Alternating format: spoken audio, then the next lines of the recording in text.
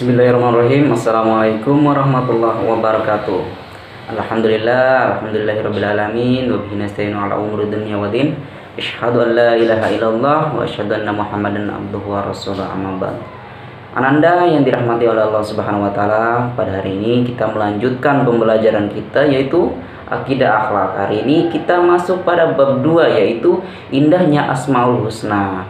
Nah, untuk Ananda, sebelum memulai pembelajaran, terutama berdoa ya untuk Ananda semuanya.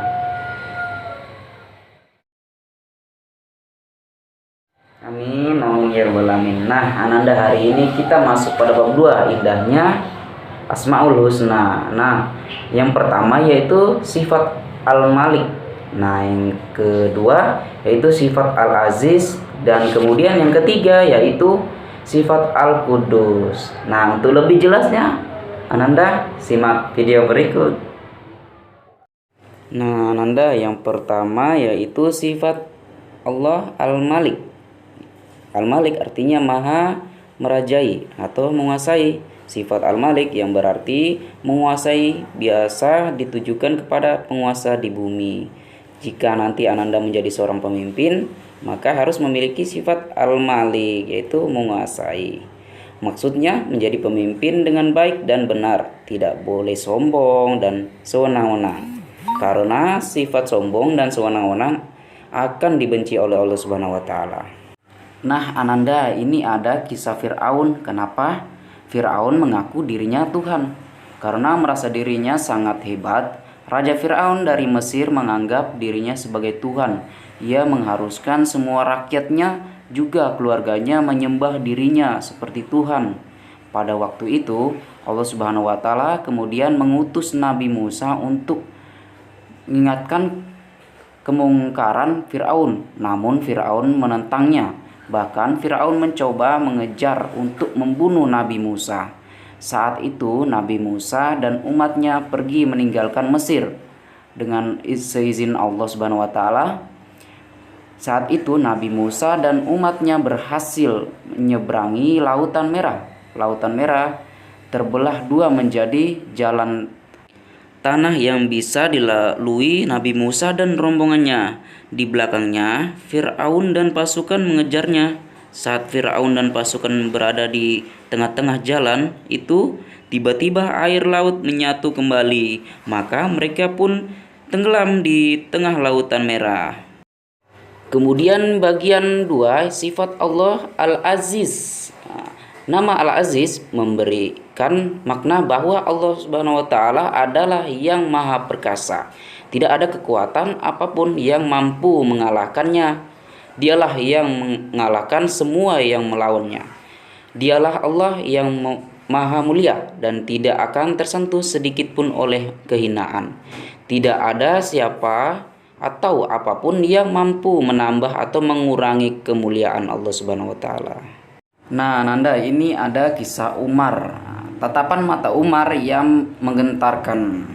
Umar bin Khattab dikenal sebagai salah satu sahabat Rasulullah SAW yang gagah, keras, pemberani, dan paling galak, sehingga orang-orang pun banyak yang takut padanya.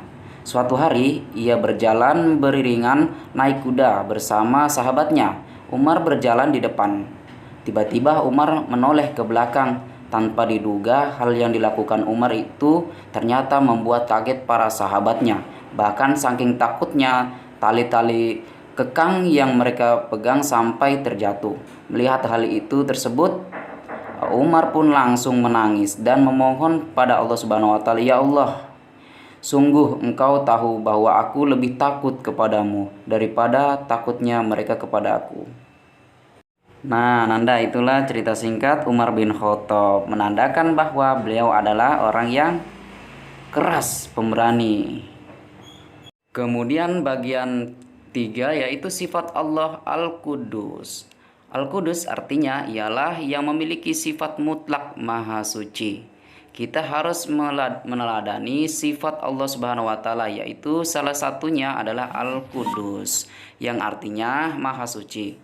Artinya kita harus bisa mensucikan diri kita dan juga mensucikan nama Allah Subhanahu wa taala.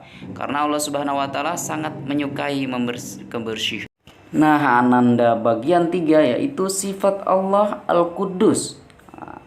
Al-Quddus artinya ialah yang memiliki sifat mutlak maha suci. Artinya kita harus bisa mensucikan diri kita dan juga mensucikan nama Allah Subhanahu wa taala. Karena Allah Subhanahu wa taala sangat menyukai kebersihan dan kesucian. Maka wajib kita untuk selalu suci baik diri ataupun lingkungan kita sekitar. Nah, Nanda, ini ada kisah Sabit bin Ibrahim. Judulnya Buah Apel Membawa Keberuntungan. Suatu hari Sabit bin Ibrahim menemukan sebuah apel di jalan dan memakannya. Tiba-tiba Sabit berseru, "Ya Allah, apel ini bukan milikku, kenapa aku makan?" Sabit pun kemudian menemui pemilik pohon apel itu dan meminta keikhlasannya. "Aku baru akan mengikhlaskan apel itu setelah engkau bersedia menikahi putriku," kata si pemilik pohon apel. "Tapi putriku itu buta, tuli dan tidak bisa berjalan." Karena ingin mendapatkan keridhaan Allah Subhanahu wa taala, Sabit pun menikahi putri pemilik apel. Ketika menikah, Sabit keheranan saat ketemu istrinya. Ternyata istrinya amat cantik, tidak tuli, tidak bisu, tidak cacat. Istrinya lalu menjelaskan, "Aku buta dari melihat hal yang haram. Aku tuli dari suara yang tidak diridhoi Allah. Aku bisu karena lidahku hanya untuk berzikir. Aku cacat karena kakiku hanya untuk berjalan ke tempat yang diridhoi Allah Subhanahu wa taala." Nah, itu keberuntungan dari Sabit bin Ibrahim. Nah, Ananda, itulah penjelasan dari Pak Guru ya. Tugas Ananda hari ini nanti Pak Guru kirim ke WA. Demikianlah pembelajaran dari Pak Guru. Assalamualaikum warahmatullahi wabarakatuh.